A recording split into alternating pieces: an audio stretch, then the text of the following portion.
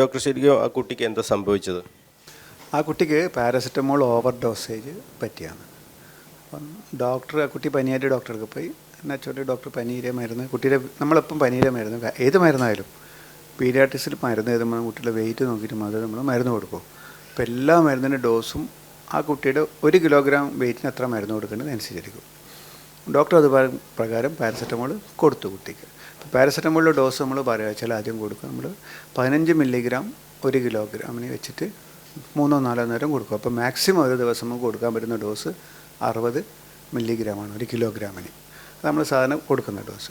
ഇപ്പോൾ ഈ പാരസെറ്റമോളിൻ്റെ ഡോസ് കൊടുക്കുമ്പോൾ അതേമാതിരി നമ്മൾ പല പ്രിപ്പറേഷനിലും പാരസെറ്റമോൾ നിങ്ങൾക്ക് അറിയുന്നുണ്ടാവും. ഡ്രോപ്സ് ആയിട്ട് വരും, സിറപ്പായിട്ട് വരും. സിറപ്പ് തന്നെ 5 മില്ലിയിൽ 120 ഉണ്ട്, 250 ഉണ്ട്. ചില കമ്പനി 500 വരെ ഇറക്കുന്നുണ്ട്.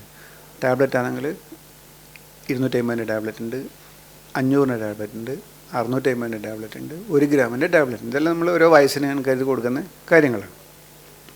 അപ്പോൾ ഇവിടെ പറ്റുന്ന എപ്പോൾ നമുക്ക് പാരസെറ്റമോൾ പറ്റുന്ന മിസ്റ്റേക്ക് എന്ന് വെച്ചാൽ ഈ ഡ്രോപ്സും സിറപ്പും മാറിപ്പോകും. അപ്പോൾ ഡ്രോപ്സും സിറപ്പും എന്ന് വെച്ചാൽ ഡ്രോപ്സിൽ കുറച്ചുകൂടെ കോൺസെൻട്രേറ്റഡ് സാധനങ്ങളാണ്. അപ്പം ഡ്രോപ്സിൽ വരുന്നത് വെച്ചാൽ 1 ml 100 മില്ലിഗ്രാം വരുന്നുണ്ട്, 100 മില്ലിഗ്രാം വരുന്നുണ്ട്.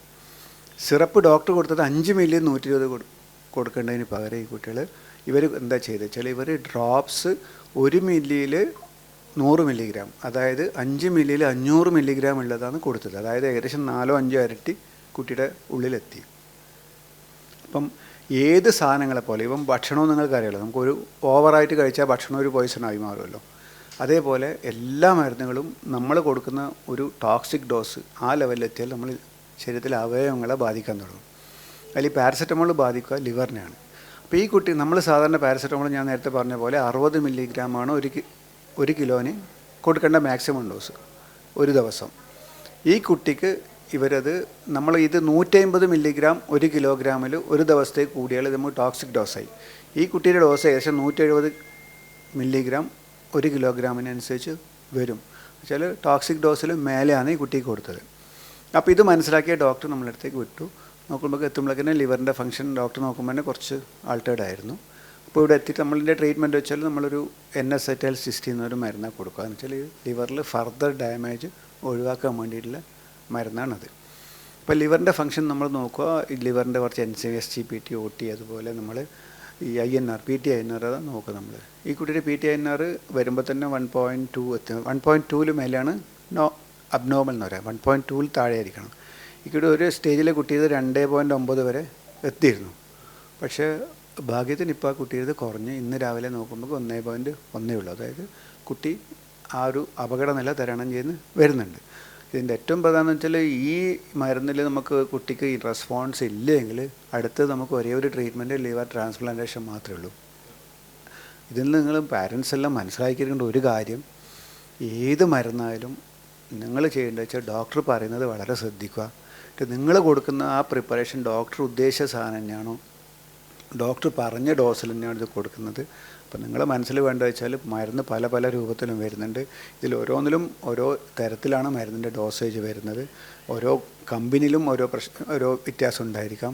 അപ്പോൾ ഏത് പ്രിസ്ക്രിപ്ഷനും ഡോക്ടർ എഴുതുമ്പോൾ അതേ മരുന്നാണ് അതേ പ്രിസ്ക്രിപ്ഷൻ പ്രകാരം അതേ ഡോസിൽ അത് കൊടുക്കുന്ന ഉറപ്പാക്കുക. അല്ലെങ്കിൽ ഇത് ഡോസ് കൂടിയാൽ കുട്ടിക്ക് ഈ മരുന്നാന്ന് നമ്മൾ പറയുന്ന സാധനം കൂടി ഓവർ ഡോസേജ് ആകുമ്പോൾ നമുക്ക് കുട്ടിക്ക് ശരീരത്തിലെ പല അവയവങ്ങളെയും ബാധിക്കാം.